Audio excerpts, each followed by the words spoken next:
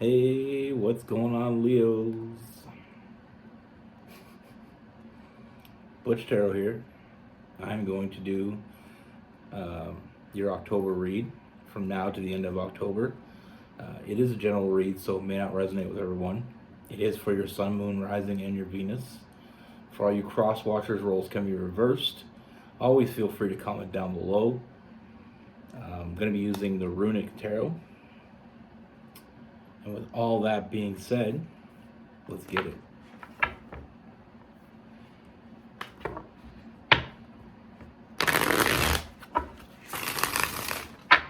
Universe, what do we have for Leos for October 2023?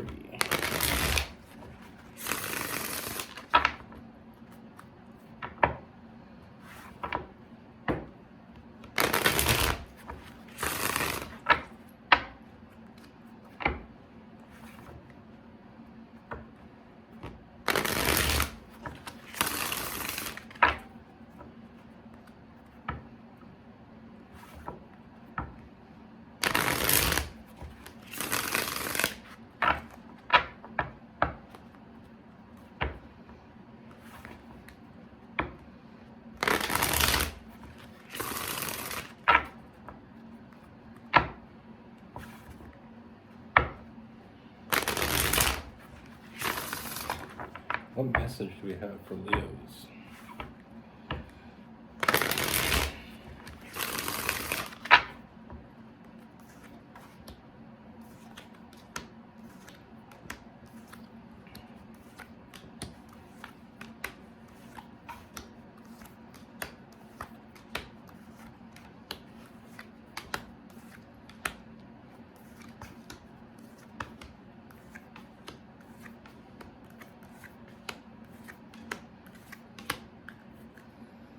All right, Leos. So the first thing I see, Leos, I feel like there is someone.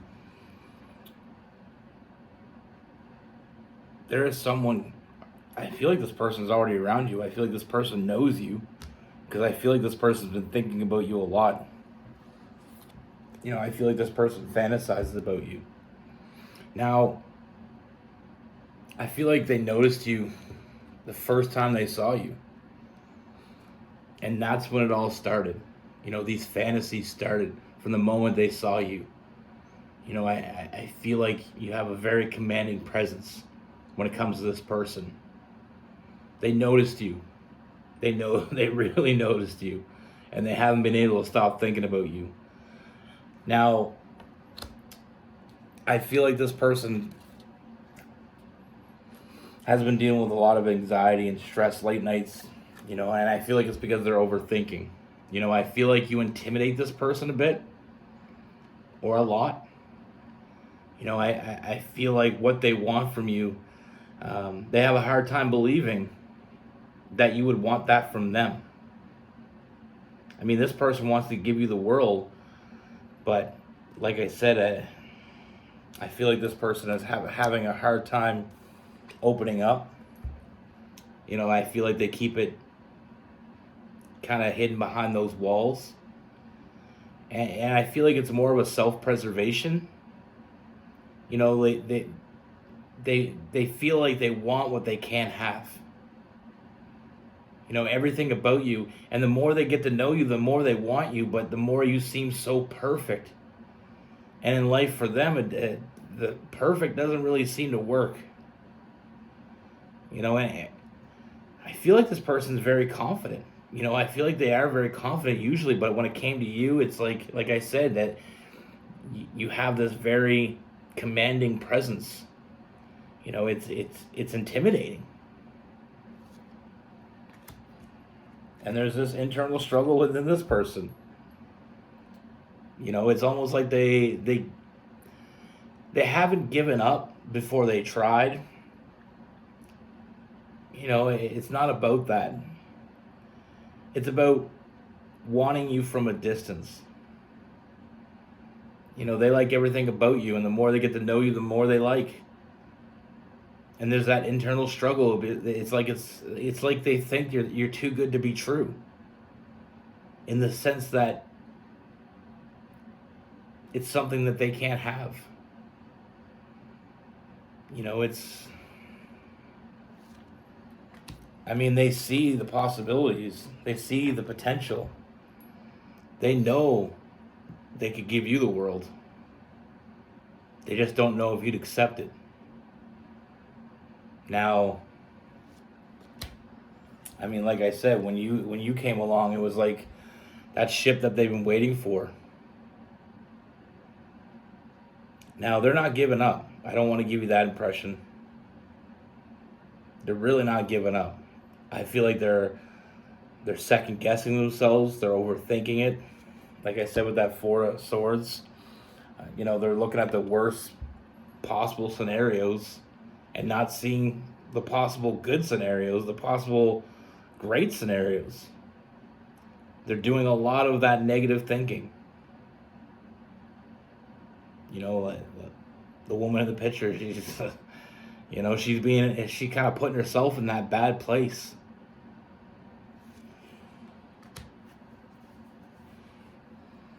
Now, I feel like for some reason I feel something very big is happening. I feel like there's a lot of big changes coming for this person. And I feel like they're starting to see things in a different perspective. And they're realizing if they don't step up, if they don't tell you how they feel, they may never know. And they'd rather be rejected than live with regret. And I understand that. I preach that all the time. You want something, go after it. If it rejects you, or if they reject you, then you know. But and that pain of being rejected, that sucks. It's gonna hurt. There's no two ways around that. It's gonna suck. But it's something that won't last long. You'll get over it. But regret of not stepping up, regret of not going after what you want, that shit will haunt you for the rest of your life. No question. No question. And I feel like I said, they're finally ready to step up and go after it. Go after you. Because they sure as hell know they ain't walking away from this. So at least, they're not walking away without a fight. So at least if they step up and they fail, they know it wasn't meant to be. But they're tired of sitting on the bench. They want to get in the game.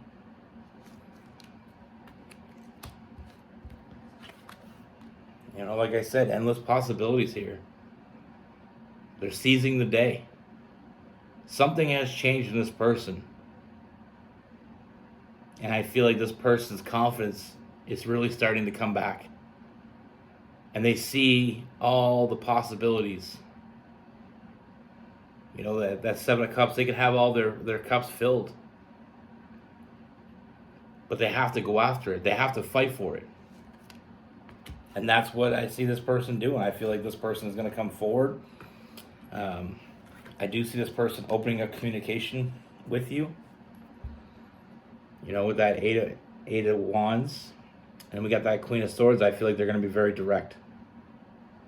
They're not gonna screw this chance up. They're gonna take their one shot, and they're going after it with everything they got. Like I said, I feel like something big has changed in this person. It's caused a lot of big changes, and I feel like a lot of it. I feel like it's the thought that if they don't say something, they'll regret it. The self-sabotaging, not saying what they mean, self-preservation, all that shit, it isn't working. They thought they could make it work. They thought they could hide their feelings, but they can't hide their feelings from themselves. So they're releasing that weight by coming to you and telling you how they feel. And be very certain. You can be very certain that when they come towards you, what they're going to tell you is going to be very clear and very direct and very genuine. It's what they truly mean. Like I said, they're in it to win it.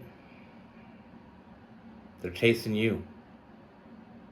And they're letting you know how they feel. And see where that lands. Good on them. Good on them. They're going after what they want. What that King of Wands.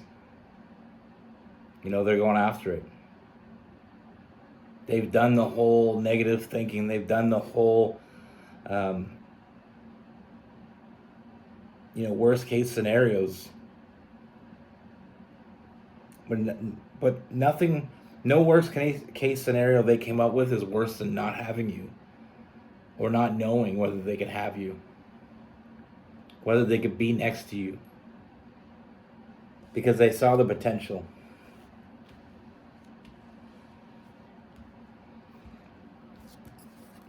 Like I said, they fantasized about it. They fought back and forth. The fantasy compared to the, that overthinking, the negative thinking. And that fantasy wins every time. They could see this as the moment they're fighting for their own happiness. And like I said, this person knows they have a lot to give.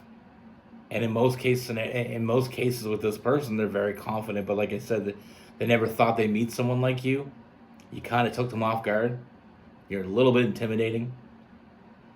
But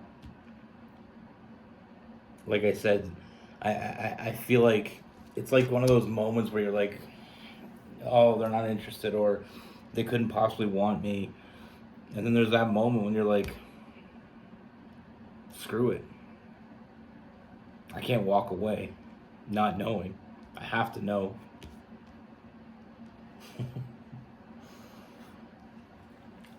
Why ain't I good enough? They're going to take the shot.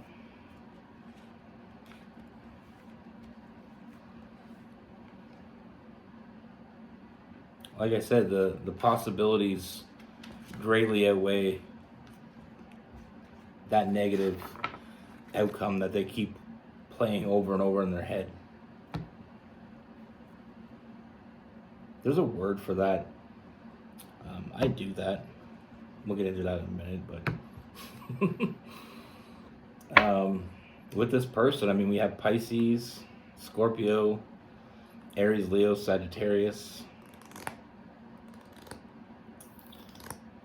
We have some Capricorn, Gemini, Libra, and Aquarius. I think I said Leo, Sagittarius, and Aries.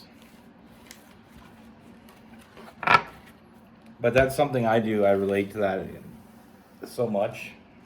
A little secret about me.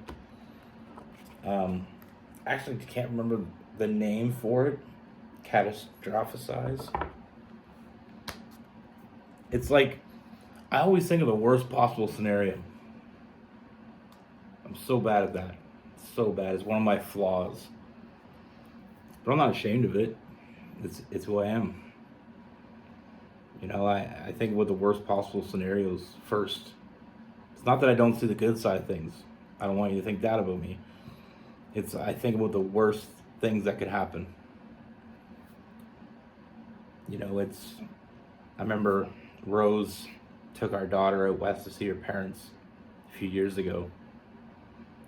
And I didn't want them to go because, you have all these things. The plane's going to crash. They're going to be in the airport and somebody's going to kidnap her. You know what I mean? And I can't stop that. It's such a bad, trust me, I stress myself out. It's like when my kids go to school. My daughter, I walk her right to the door. Even though there's teachers out there, I'm always afraid somebody's going to come along and kidnap her, or she's going to walk the wrong way and get lost. There's so many different things, and And that's in every facet of my life. You know, I always maintain my vehicle because I'm always afraid it's gonna break down. Even though my Jeep is like brand new, it's like 2 years old. I take care of it like, you know, like I'm gonna resell it or something. But I'm always worried, you know. And then there's this moment where I get this peace, and I'm just thinking, why do I, you know, I'm an optimist. At heart, I'm an optimist. I'm always optimistic. But it starts out with that negative thinking. You know, I remember I had anxiety before, and the first thing I thought was heart attack. And then I'm looking on the Google, looking on Google, and it's like all these things. This worst case scenario. Number one piece of advice I can give you is if you have a medical issue, don't go to Google, because that's just gonna make that shit worse. Google is not a doctor. Google will give you a worst case scenario. And I feel like this is where a lot of that started when I was young. But regardless, like I said, clear heads prevail for me. That's my point. That's the relevance. And I feel like that's what's happening with this person. Clear heads prevailed. You know, it's like if you want something, yeah, all these bad things. Like I was gonna go to a hockey game a couple years ago, 14 hours away, and I was thinking I'm gonna break down, or I'll get there and the hotel won't have my reservations. But then that moment of peace comes in, and it says, you know, it's like this voice, this inner voice inside me. It says, but if you don't go, you're gonna regret it. So I feel like it's relevant to this read. I got a little off topic, but I mean, we all have our flaws. You know, we all have things about us that we don't enjoy. I don't enjoy that part of me. I've embraced it because it's part of me. I try to work through it. I try to, you know, deal with it, but it happens. It always happens. You know, but it's funny if I'm by myself, like, I drive really fast. I don't like to admit it, but I will. But with my kids in the car, I'm at the speed limit or less.